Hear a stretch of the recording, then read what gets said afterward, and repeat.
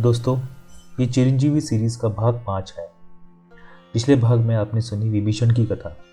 अब उसी श्रृंखला को आगे बढ़ाते हुए मैं आपको बताऊंगा महर्षि व्यास की महान गाथा। हेलो दोस्तों, कथा संगम में आपका स्वागत है।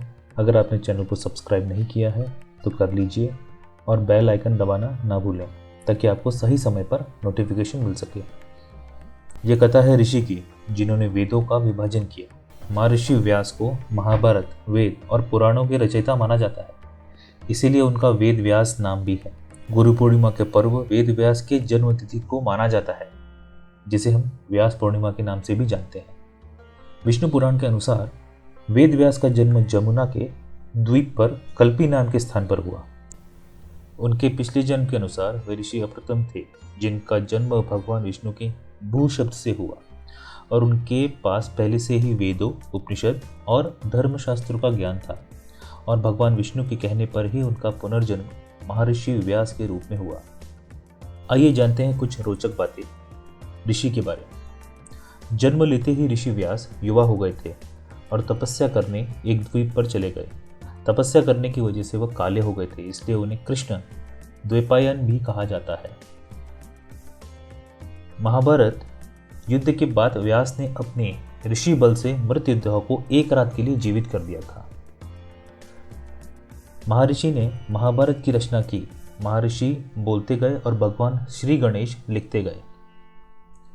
महर्षि व्यास की कृपा से ही धृतराष्ट्र, पांडु, विदुर और कौरवों का जन्म हुआ था। महर्षि ने जब कलयुग का बढ़ता प्रभाव देखा तो उन्होंने ही पांडवों को स्वर्ग की यात्रा करने को कहा। ग्रंथों में महर्षि व्यास के पुत्र शुकदेव बताए जाते हैं। शुकदेव ने ही राजा परीक्षित को मद्भागवत गीता की कथा सुनाई थी।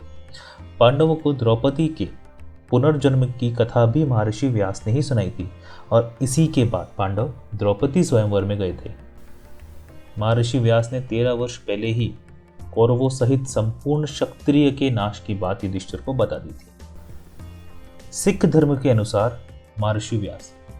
गुरु गोविंद सिंह ने ऋषि व्यास को ब्रह्मा का अवतार के रूप में उल्लेख किया है। उन्हें ब्रह्मा के 5वें अवतार माना जाता है। गुरु गोविंद सिंह ने महान राजाओं मनु, पृथु, भरत, जुजट, बैन, मंदता, दिलीप, रघुराज और अज के बारे में ऋषि व्यास की संरचनाओं के संक्षिप्त वर्णन लिखा और उन्हें वैदिक शिक्षा का भंडार बताया। दोस्तों, ये स्टोरी कैसी लगी हमें ज़रूर बताइए और आप कौन सी स्टोरी सुनना पसंद करेंगे ये भी बताइए। Please like, comment, subscribe and share. धन्यवाद।